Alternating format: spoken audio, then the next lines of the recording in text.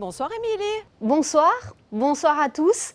Merci d'être au rendez-vous pour un nouveau JT sur Monaco Info.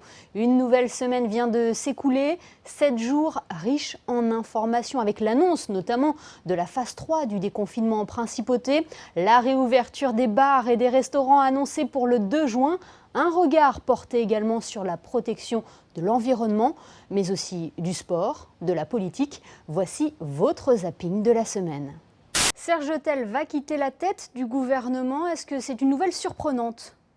Ça ne me surprend pas. Je pense que s'il était encore là, c'était aussi à cause de la crise et que bon, il ne pouvait pas partir au milieu de la crise. Ça a changé quand même le monde. On en parle à chaque fois, on parlait du jour d'après, mais en 2 mois, notre Terre, notre planète, notre mer, vos océans ont été bouleversés. Je pense que la planète, elle a bien aimé. Elle a bien aimé ce confinement parce que l'activité humaine s'est arrêtée. Donc, la nature a vraiment adoré. Le côté positif, c'est comme souvent en environnement, on voit que quand l'impact humain décroît, la nature reprend ses droits. Ministre d'État, 5 ans, c'est le maximum aujourd'hui. On a 3 étapes en fait dans ce qu'on vient de vivre. Il y a eu la notion d'urgence.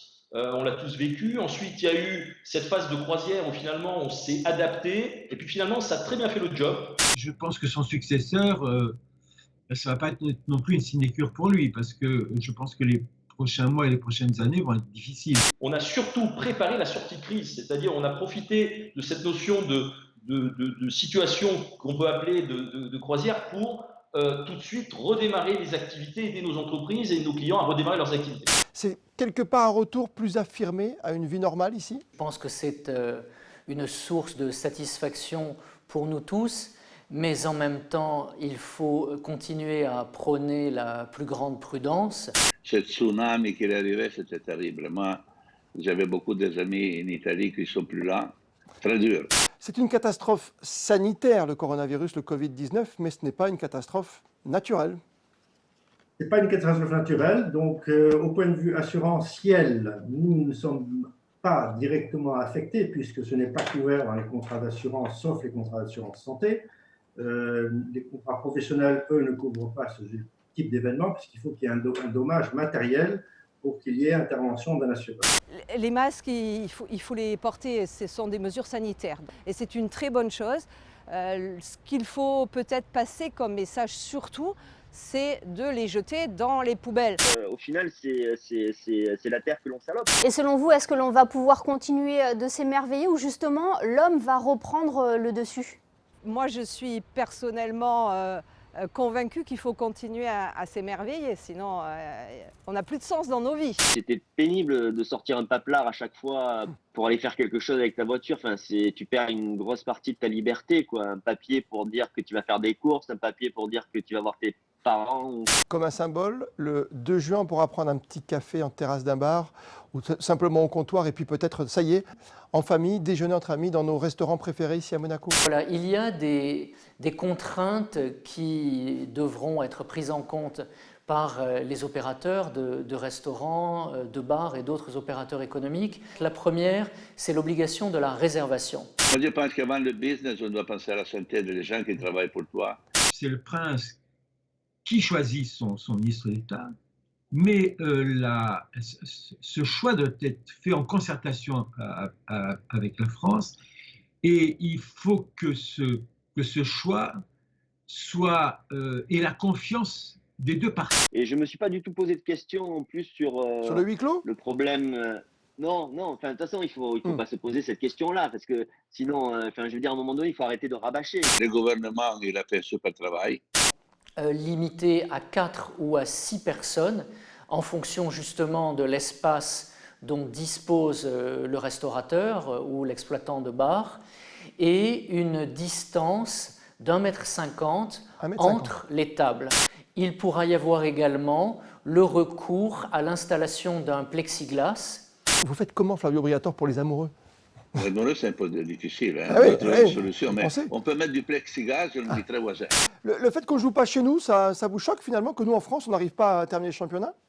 Non, ça ne me choque pas spécialement. Chacun a pris sa décision en fonction de ses problèmes et de ses capacités d'organisation. On a été plus touchés que les Allemands par le Covid. Le Grand Prix, c'était ce dimanche. Malheureusement, pour les raisons que l'on connaît, ça n'aura pas lieu. Une petite pensée pour Charles Leclerc quand même, vous le voyez gagner l'an prochain chez nous? Il a des talents, il est jeune, il n'a pas de pression. C'est jamais arrivé dans l'histoire de l'ACM? Non, c'est jamais arrivé, c'est jamais arrivé. C'est même jamais arrivé sur aucun circuit du monde d'ailleurs. Encore une fois, c'est nous qui, je ne dis pas essuyons les plâtres, mais qui faisons la nouveauté. Ça nous donne l'impression en fait que la vie reprend. C'est vrai que ce sera exceptionnel, hein. On aura 3 Grands Prix l'année prochaine, mais pas l'année d'après. Vous avez un rêve que des Monégasques représentent la principauté à des Jeux Olympiques sur e-sport? C'est le but premier de cette fédération, hein. Sinon il y aurait que des clubs. Donc oui, bien sûr, c'est un rêve, ça serait une fierté de pouvoir emmener des athlètes supplémentaires, remplir le contingent monégasque pour les JO. À la fin, tu sais, tu as un pilote qui gagne le championnat du monde. Tu n'as pas 2 championnats du monde. Tu as un qui doit gagner le championnat et l'autre qui doit ramasser des points pour gagner le championnat constructeur. Ouais. Personne n'est serein. En revanche, les situations diffèrent énormément selon les entreprises. Et vous êtes confiante, vous, pour le secteur de l'immobilier? C'est difficile à dire comment les choses vont évoluer. Je pense que le marché immobilier à Monaco, dans les dernières années, n'a jamais déçu. Si on sait être patient, en général, ça ne fait qu'augmenter. Alors, il ne faut pas se le cacher, la perte a été énorme, tout le monde est très inquiet. Nous avons sur l'ensemble de nos stations de mesure entre 3,5 et 6 décibels en moyenne de baisse. Nous avons attaqué mardi matin à 8 h et je peux vous donner les chiffres de ce samedi à midi. Nous sommes à 6000 personnes à peu près dépistées sur les 2 sites du Grimaldi Forum et de l'espace Léo Ferré. Nous, on a décidé de faire le tampon à tout le monde qui travaille pour le groupe.